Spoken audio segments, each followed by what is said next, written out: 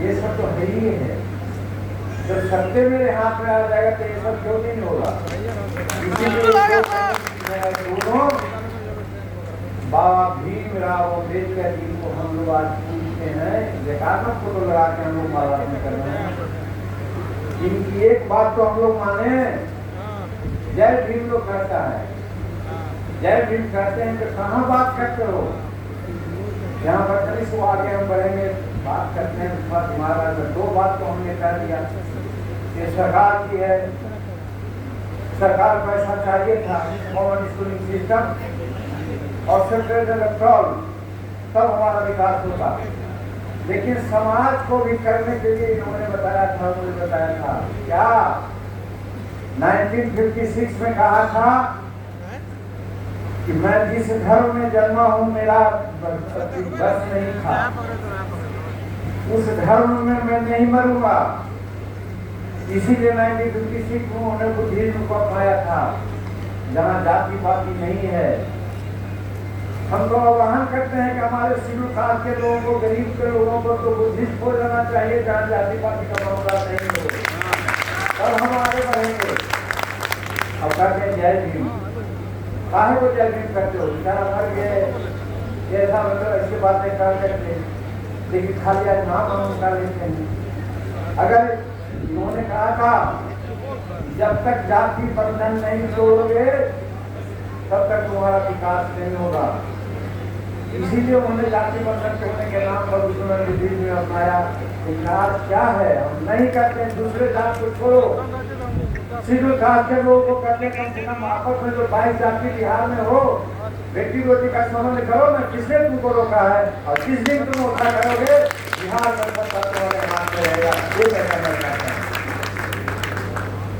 लेकिन कहने का मेरा मतलब है मुद्दा की राय हो। अब घर नहीं मिला है, पेंशन नहीं मिला है, छात्रवृत्ति नहीं मिली है, ये तो होते ही रहेगा। तो मोटा मोटी मुझे यही करना है कि पार्टी का थीम, पार्टी का विचार को इधर के करो, बात करो और ऐसा करो तो अच्छा लगेगा। लेकिन हाल में संतोष से वो विचार करो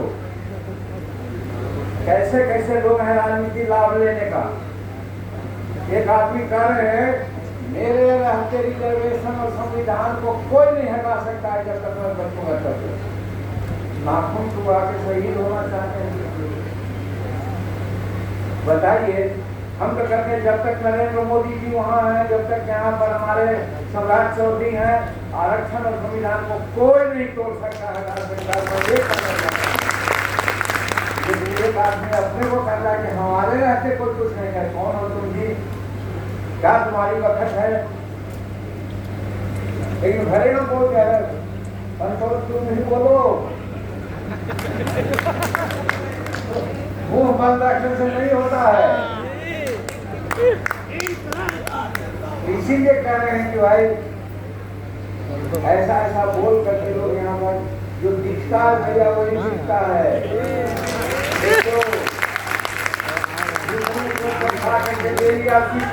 बड़का हो गया है, तुमको क्या मिला, मिला पकड़ा दिएगा 6 कैसे काम करेगा, कैसे गरीबों को आगे बढ़ाओगे। इसलिए तुम्हारा यहाँ संख्या लालू यादव ऐसा लोग कहते हैं, हम तो भाई उनके विरोधी हैं, लेकिन जानते हैं लालू यादव क्या कहते हैं। कह रहे जीतन मांझी को कोई लोग नहीं पहचान रहा है, जीतन मांझी को 11% वोट ठोका हुआ है।